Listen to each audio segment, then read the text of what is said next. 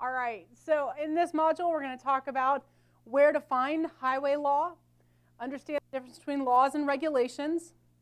We're going to identify federal laws that apply to the Federal Aid Highway Program other than the primary, and then explain the hierarchy of law. So this module will go really fast.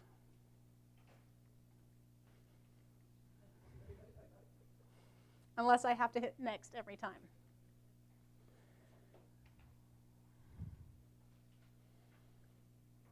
There we go. All right, where to find law? Highway law. So the primary law that Federal Highway operates under is 23 USC, United States Code. So anytime you see a USC, United States Code, that's a codified law. In this one, 23 USC, it defines our program eligibilities, our federal share, our apportionment formulas. It really defines the federal aid program in general. Some provisions that are not codified in Title 23 but still apply to Federal Highway, Uniform Relocation Act, ADA. Does anybody work with ADA? Performance measures were pretty difficult to sit through with lawyers. Discussions on ADA were even more painful. I sat with preservation, and when you're doing preservation, at what point does it move from preservation to rehabilitation, and when do you have to put in ADA compliance? I spent more time listening to discussions on curbs than I thought I ever would. So the FAST Act authorization of funds, and then some project delivery provisions. They're not necessarily in Title 23, but they do apply to us. So whether it's codified or not, whether it says USC behind it, it's still law and it still applies. So for example, every year, the authorization is an act, FAST Act, but it's Public Law 114-94. So the 114, just a fun fact, 114, that's the year of the congressional session, so the 114th Congress, and the 94th bill that was passed. So just a fun fact. But these are the general, where you're going to find the laws that apply to Federal Highway. And Bob, my clicker's not working. I don't know if the battery died or has an on-off button. There you go. I really pay for my blonde, but evidently today it's showing through. All right, so laws versus regulations, and this is a concept we were actually talking about at lunch that even I grapple with sometimes. Laws are passed by Congress, and most provisions of the laws are codified in the United States Code, as I was saying, USC. After they're passed, then, federal agencies, so in this case, Federal Highway, evaluates the law, looks at what it says, and then we put out regulations that further clarify the law. So if you think of the law as an umbrella, and then a CFR, codified federal regulation, it gives you kind of the details of how to do it. So you have overall, we're going to bake a cake, and here's how we're going to bake the cake. That's kind of the difference. Someone violating, this is really important, someone violating a regulation is in effect violating law across the board. So other applicable regulations for Federal Highway. We also fall under some of our provisions under 49 CFR, which is transportation. That goes into non-discrimination, DBE, and Uniform Relocation Assistance of Real Property Acquisition. 2 CFR 200, the reason you guys are here, understanding the uniform requirements for how we manage federal grants and federal funds. That's one we fall under. Anybody work with NEPA? Yep. So NEPA is a huge act that we have, National Environmental Policy Act, that we have to apply, adhere to, and then Clean Air Act. Those are other requirements that apply to our program. So uniform requirements versus programmatic requirements. 2 CFR 200 is a uniform requirement. It applies across whether you're working with Federal Railroad Administration funds, or you're working with Federal Highway funds, or you might be working with FEMA, Health and Human Services funds, anything. 2 CFR 200 applies across all of them. Programmatic requirements are specific to the program for which the funds are being used. In this case, for Federal Aid Highway program requirements, they're found in 23 CFR and 49 CFR. Not to be confused with 23 USC. So again, 23 USC is our overall regulation, or not regulation, sorry, law that we follow, and then 23 CFR is a regulation that tells us how we're going to implement our program. Uniform and programmatic requirements have to be followed on the projects across the board. So if you put 1 penny of any kind of federal fund on your project, you now have to follow the federal regulations. Hierarchy of law. So this is important. At the top, we said we have law, and then we have regulation, which interprets the law, but has the full weight of law, correct? Then we get into policy. So this tells us how we're going to operate, some restrictions that Federal Highway might put in place, and tells us how we're going to manage our program. Guidance and information, the guide in the back of your books that tells you kind of key tips, how we do things, how we're going to manage our money, some provisions, what we should and shouldn't do, paying attention. And then at the bottom is the state law, policy, procedures, and directives. So this is what Oklahoma's laws say. So at the top, you have the federal law, and everything has to follow the federal law. Except, remember I said there are exceptions to every rule. If the state law is more restrictive than the federal law, you can follow the state law. An example of this, very basic, travel. When you guys travel, if you travel Federal Highway, you're traveling under our federal travel regulations. So when I come to Oklahoma, they said, okay, great, your per diem for today is $61 a day. Regardless of how much you spend or don't spend, if I want to eat a peanut butter and jelly sandwich, breakfast, lunch, and dinner, I can pocket the change. If I want to go out for a nice steak dinner, they'll pay me up to $61, no more. Some states, Iowa in particular, I know, requires their employees to follow the state laws.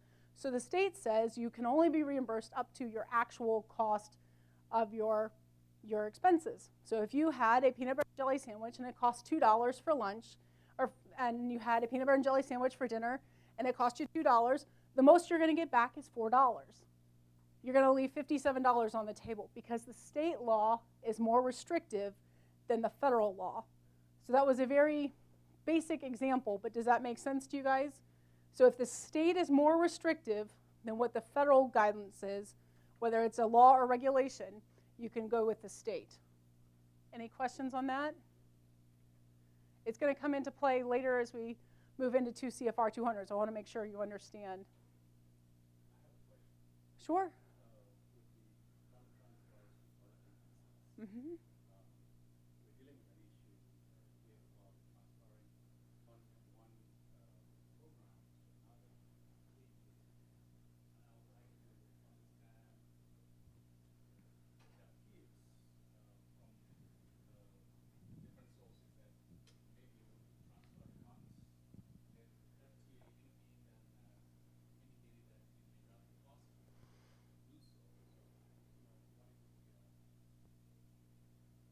On the transferring of funds.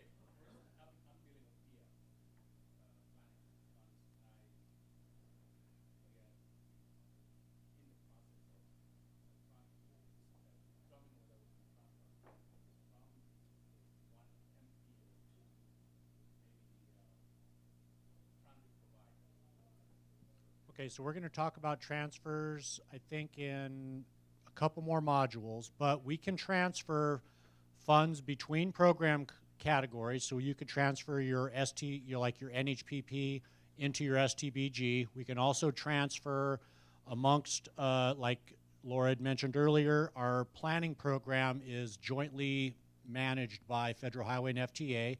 So we can transfer funds that way, but the sub-allocated funds, sometimes it's difficult to transfer those. Specifically, if you're trying to transfer from one MPO to another MPO, there has to be a lot of agreements in there. Is that what you're talking about? In this case, it's from, yes, the MPO PL to the transit provider. But it's still within that MPO area? Within the MPO area,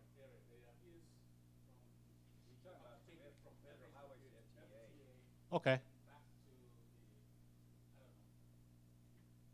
Yeah, well, I might need to dive into the regs and into the law a little bit to see if that's okay, but it seems like it should be, as long as it stays within the local area and you're transferring PL funds from Federal Highway to FTA, and that FTA grant's going to be managed by FTA, right?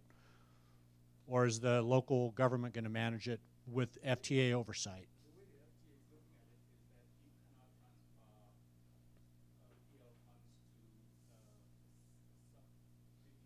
recipients. You will direct funds to the DOT as opposed to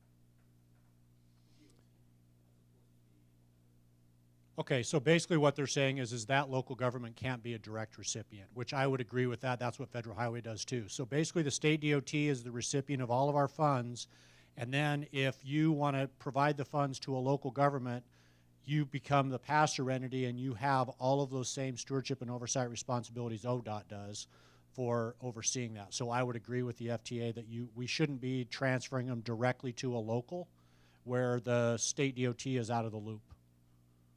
I would agree with what FTA says, but let me look and see what the regs say or what the law says. Okay. Other questions that you might have? This is a really short chapter, so I want to make sure that but it's important. All right. Well, then we're going to play Kahoot. It's your first one after lunch. Let's see whether you got sluggish.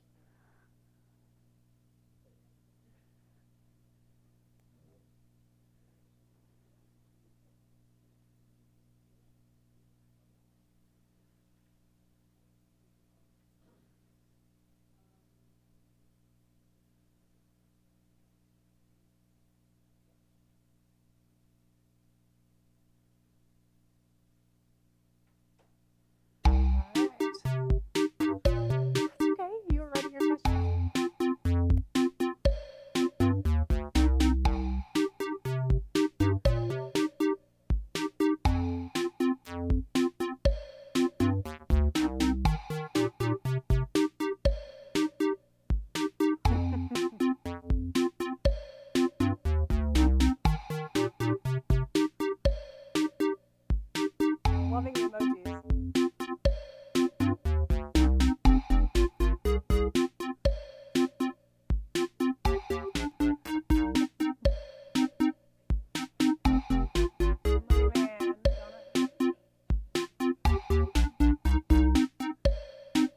All right.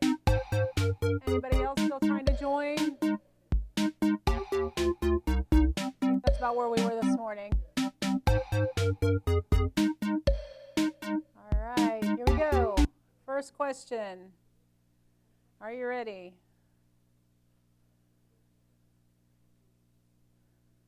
Put the answers below in the order from left to right, following the hierarchy of law principle.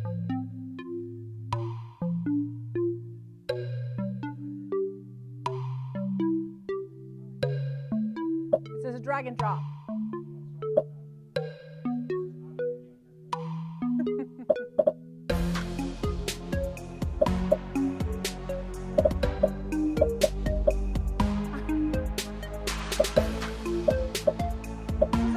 Right after lunch.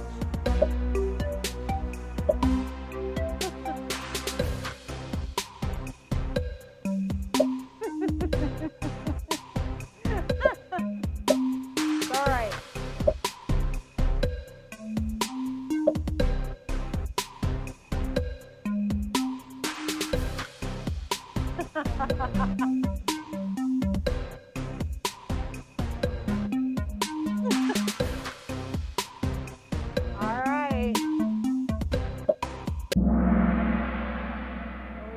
So FAST Act being number one, it's a legislative authority, 23 U.S.C.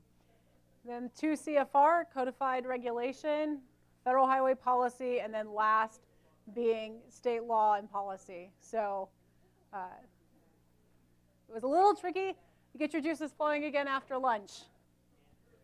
All right, let's see how we did.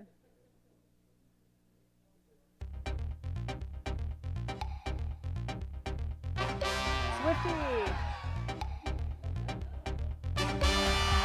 Oh.